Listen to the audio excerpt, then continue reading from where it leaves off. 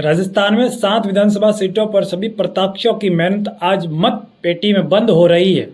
पिछले 1 महीने से सभी प्रत्याशियों को जीतने के लिए धुआंधार प्रचार किया है। इस बीच हनुमान बेनीवाल का गढ़ माने जाने वाली नागौर जिले की खींवसर विधानसभा सीट पर बड़ा खेल हो गया है। इस सीट पर अपनी पत्नी को जिताने के लिए बेनीवाल ने जो समीकरण सेट किए हैं उनसे सबके होश उड़ा दिए हैं। बेनीवाल ने कुछ ऐसा कर दिया कि मतदाताओं से पहले ही वह चुनाव जीतकर बाहर आ रहे हैं। भले ही हनुमान बेनीवाल ने किसी पार्टी से गठबंधन नहीं किया हो, लेकिन क्षेत्र के भाजपा और कांग्रेस के नेता भी अंदर ही अंदर हनुमान बेनीवाल का समर्थन कर रहे हैं।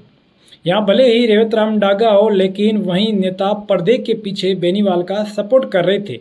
तो चलिए जानते हैं कि आखिर ये पूरा मामला क्या है। दरअसल खींवसर सीट पर हनुमान बेनीवाल ने पिछले 1 महीने से धुआंधार प्रचार किया है। हालांकि भाजपा के रेवतराम डागा भी पूरी ताकत से प्रचार किया है, लेकिन हनुमान बेनीवाल ने ऐसा खेल कर दिया कि भाजपा और कांग्रेस के होश उड़ा दिए। सबसे पहले बात करते हैं कांग्रेस की। तो कांग्रेस नेताओं की बात करें तो नागौर जिले के कांग्रेस विधायक और पूर्व विधायकों ने खींवसर सीट से दूरी बनाकर रखी थी। इसका पीछे आरएलपी सुप्रीमो हनुमान बेनीवाल को बताया जा रहा है। हनुमान बेनीवाल का नागौर जिले की सभी सीटों पर अच्छा खासा प्रभाव माना जाता है। ऐसे में कांग्रेस नेता सीधे तौर पर हनुमान बेनीवाल से राजनीतिक बैर नहीं रखना चाहते हैं, जिनसे उन्होंने रतन चौधरी का प्रचार भी नहीं किया। इन नेताओं ने लाडनू विधायक मुकेश भाकर, पूर्व विधायक महेंद्र चौधरी, विधायक रामनिवास गावड़िया जैसे नेता शामिल थे।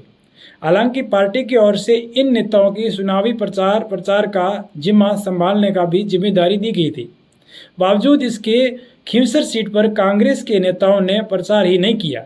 इस बात की चर्चा राजनीतिक गलियारों में है और सोशल मीडिया पर भी जमकर इस बात की चर्चा हो रही थी। बेनीवाल के खेल कर गए भाजपा कांग्रेस और अगले चुनाव की तैयारी में जुट जाना।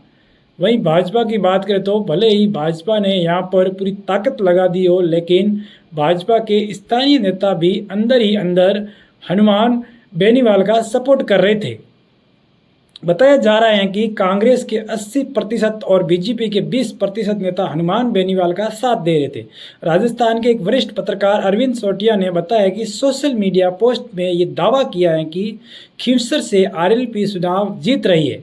उन्होंने यहाँ पर लिखा गया था कि हनुमान बेनीवाल को हराने के लिए संघर्ष करें। भाई लोगों, मेरे हिसाब से अगले चुनाव की तैयारी में जुट जाना चाहिए। हनुमान ये चुनाव जीत चुके हैं, उनकी सेटिंग बहुत ही ज़ोरदार है। जिनको चुनाव लड़ना सीखना है तो उन्हें हनुमान बेनीवाल से ट्रेनिंग लेनी चाहिए। ऐसे में अब ये दावा किया जा रहा है कि वोटिंग से पहले ही हनुमान बेनीवाल चुनाव जीत गए हैं। इतना ही नहीं, हनुमान बेनीवाल ने तो वोटों का समीकरण भी बता दिया था। हनुमान बेनीवाल का दावा है कि पिछले चुनाव में कई क्षेत्रों में प्रचार का समय नहीं दे पाए, इस कारण कई गांवों में उन्होंने कम वोट मिले थे। इस बार वे कहीं गलती नहीं कर पा रहे, हर गांव और हर तहसील में पूरा समय दे रहे हैं और लोगों ने उनका समर्थन भी किया गया है। बेनीवाल ने कहा है कि गत चुनाव में उन्होंने करीब 80,000 वोट मिले थे, तो इस बार 35,000 वोट जोड़े जाएंगे। हनुमान बेनीवाल का दावा है कि इस बार वे उपचुनाव में भी आरएलपी प्रत्याशी 1,15,000 से ज़्यादा वोट हासिल कर जीत कर लेंगे। अभी भी जनता के फैसले का इंतजार है कि खींवसर सीट की जनता किसके नाम पर मोहर लगाती है। प्रत्याशी की किस्मत का ताला तो 23 नंबर को ही खुलेगा। बाकी दोस्तों, आपको क्या लगता है कि इस बार भी आरएलपी चुनाव जीत जाएगी और हनुमान बेनीवाल की पत्नी कनिका बेनीवाल विधानसभा में पहुंच जाएगी? आपकी राय और कमेंट बॉक्स में जरूर दीजिए।